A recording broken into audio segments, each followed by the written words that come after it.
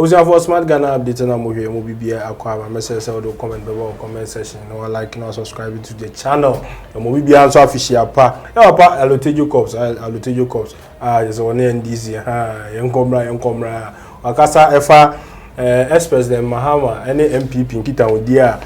Nansei Gabi Ochedakun, within the Tima or MPP Abayamuna is or Ben and Adu Yipa. Na omo chese one express the Mahama alko in Shemu and also mako meeting and I say on express the Mahama e ko din komo ene nsem bebra e fa ho say 11 nsem express the Mahama be comment ye ene no ma bebre NDC fo adwa sa de nti na express the Mahama ejeja no ho sa ma MPP fo ben sa eno ho ana e wa pa Alotejo Corps say de ne ho na adwenkyere aba bebre ya wo chese ni kwan se NDC fo no sa no ma bebre ne wom e could be say nsiemo me ko akohie mo no e be sa CD ana se ensa CD na mpo say express the Mahama man ho kwan na MPP fo be hia na eno e leadership ana leader oye enko ni nkotie Alotejo Corps nsema o kan ba e be di ho nkomo na a meeting which is now confirmed, the meeting between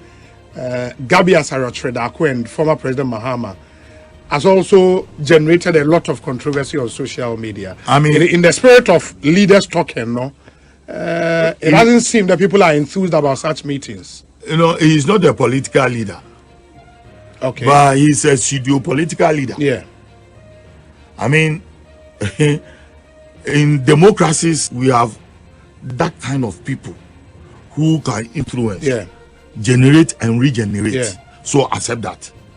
As to whether he will succeed, if he succeed, it is in the good interest of this country. But followers of the NDC are very angry. Oh, yeah. Yes, because we believe in personality worship, personality court. And say, oh, leader, you take the positioning. But for him meeting Gabi Ochedakun shows leadership. Because sometimes you should tower above your supporters and make sure the interests of the country should be paramount. Anyhow, I'm taking my angle from here, algebra is not working.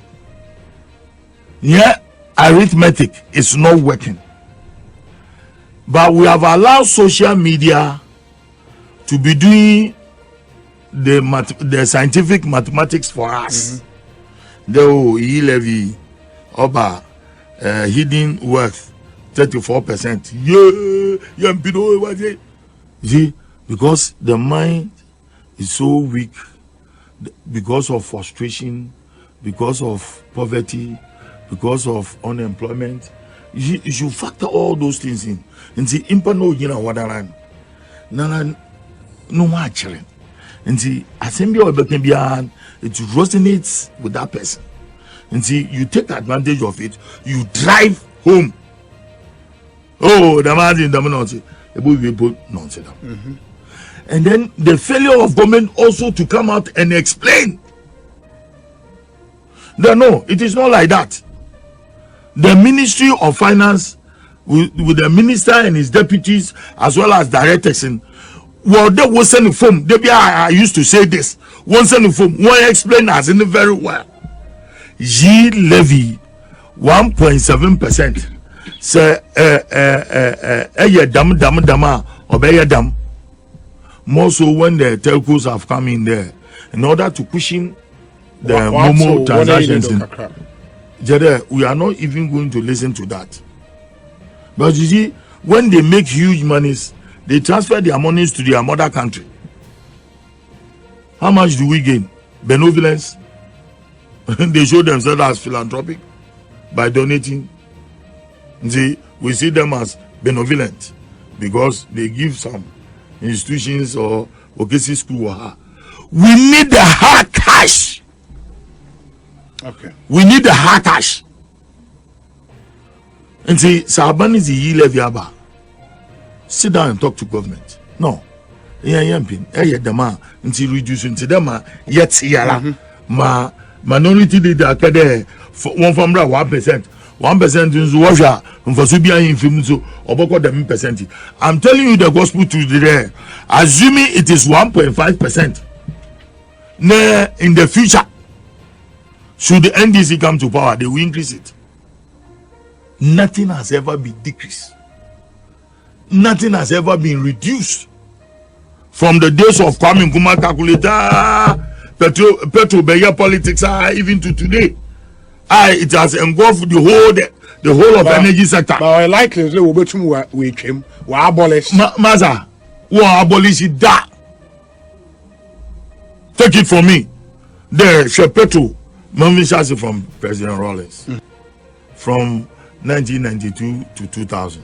Look at the price of petrol.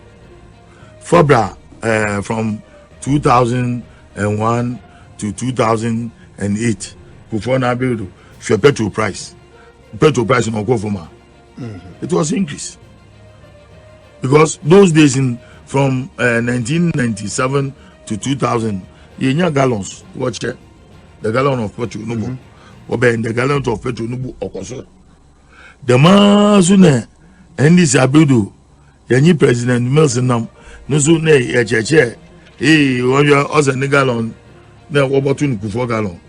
Kufo gallon, no price line there. Okay. The man, President Mahama Bay, price in Uko higher than President Mills.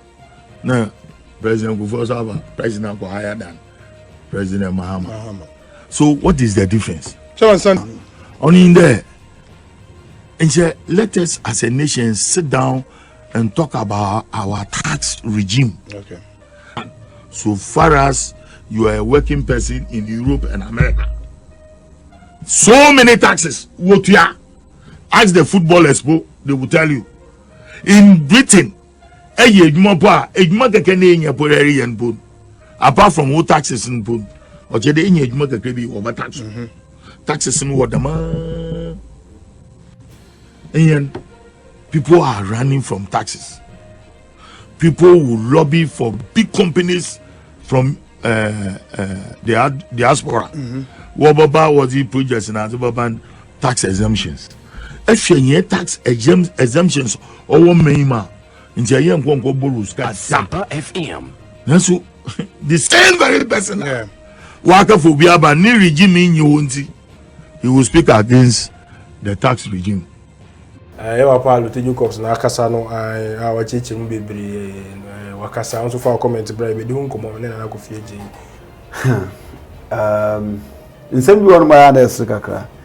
But me sa diga ne nko sa nhyiamu no nhyiamu no so na me be nhyiamu no a mu kohyia no me de sanka ya adwum find yanka e good because sabe omampenda da wadi mampanida there or some knowledge about how to, rule a country and how to govern a country.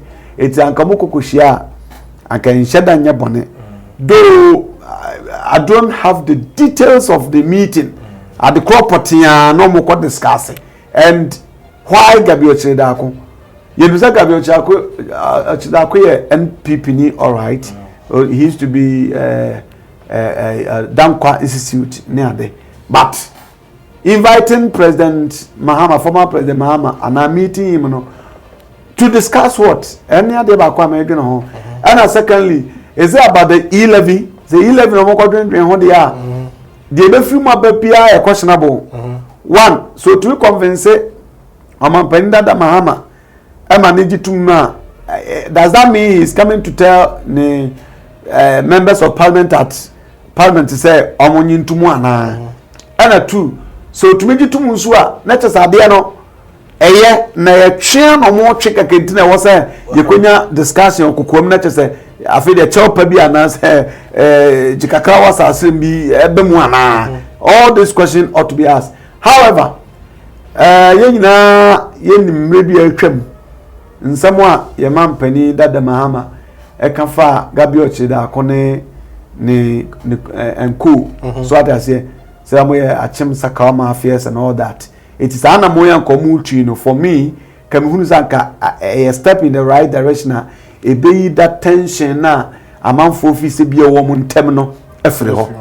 so what I say ko eba sa haru be bisa say na Gabi Chira kono is still Sakawa Achim Sakawa mafia na how can Bole Bambode share now mingle or Sakawa mafias you know it is san shame yanka yade akababwa ma isa adwene afiri ho ba ne nyina mu nso no say NDC focus omo so daguye Papa Mahama chemu a edisa because the odu akwanya adomo fa so na omode ma wo say ababo ebo asa sabe computer ya na etrechire the program man no na wo ba ebeyidi ama wo ensema wo kan wo momonya reshemu say you don't have to have anything to do with this kind of people in your what I say it's a dear question say when you kushia they will be asking themselves say meeting him for what it omo chujagu ni chemu a omo disa na ma lo tojo kokka o kasama omo nya saa no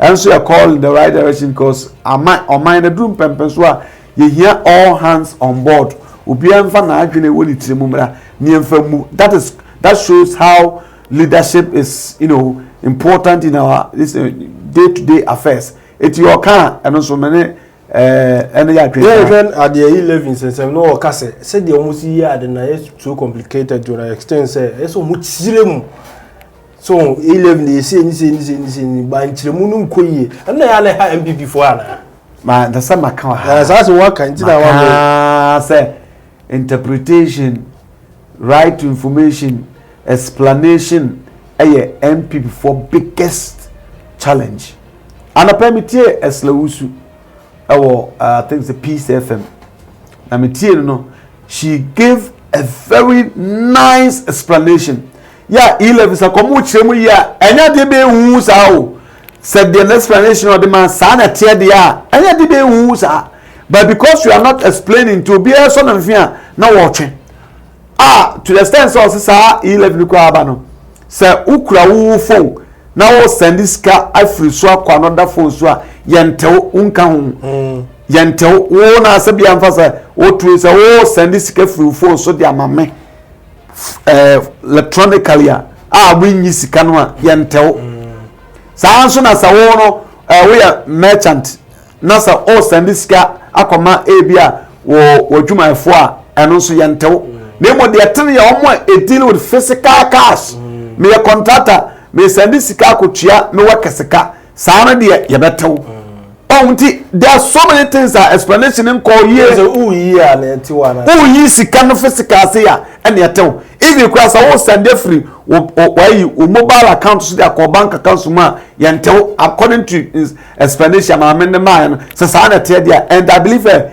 because on the back communication when na wa ya che so what I say etinchechemu na ya na eku MPF bi eba 1.75 ndie ye betua ye beye onka onchechemu nchire nkofo nyomutrimu fine etinchemu de so okase ene ade ana bisa se eno ne ade a he omo a ya ade a ye se he omo kekewu he omo pa ya omunim how to explain things for the betterment of omo enya de was e-levy enya de a ebe abolish say omo de mu ye nyina nya de a mba abolish da it will come into play. Na say Ghana ha macho anidi mu a police levy ben tax ben ba ya ye hu de dey atwa san da but oh aka kire no even see that because before say aban bin nyana bi say oba be ye bibi eti say ye no wadi kan asese ne ho wa check emfaso obenya free so ene niam bi ansa na mo de aba. When value added tax was introduced by former president, the late President Rawlings, Asia, a nipokwe fa hu wi, ba se de bai. E nipa fa hu wi. Sa so na ayi so many of them, on the bai Kufuor the talk tax, and so by there were a series of demonstrations and boycotts. But bai. Eti enya dede na ekoso na ba mo matwansa because ade o matranse ya plan ehunu say yenya ebeboa ya membo nu ekoso etimi de bia me kase ade ba ko o se ganafo ya adwene koso no say ya me adwene ehunu say sika na emre bi atwa na emre hwegu wa no ya ma ne hwengu sa biem enti de o mo ba be yi e o se pekwa bi suma ya de mrakete tahu e ho na ade ba ko o se na afeso obibi ka ya kase o monte so kakra say they are being conform behind how those who are explanations near the idea. But still, we believe this or this credible. And that they say this work common ya can there, which you money better it will come to you know see no say. Madam no see no and the MPP phone say amamuo eni nchirimu nenam enu ntina sophobia wonim how to interpret Bible no ya na on ten dom no because ade bia ntrase na wo de ma no ene be convince ni pa no na one convince no answer wo ka emwa na ndc for so ne omoma mpani anaso omo former president as a flag bearer say the young confirm the former flag bearer enso nya understanding say amemmo ye the leadership na ye emre bi o man penda da mama I'm not quoting wrong anyway o ka say uni man pani da untumi nka asem no say the city e nti ene wodi man pani da enso obi hia bibia adwenchim na so kokko frɛ no no kodwene ho a nyinya Ghana no NDC ba nipa organ bi madane Cote d'Ivoire fo be na Togo we are still Ghanaians so na MPP was we are still Ghanaians to say hia de bi na bebo man ma ye nyina akwa animu a we shouldn't be partisans on development issue and as a issue say bebo man nyina medema no asi no asi no na smart Ghana update na mo hwe message so do comment beba on my idea mo bi official pa wakram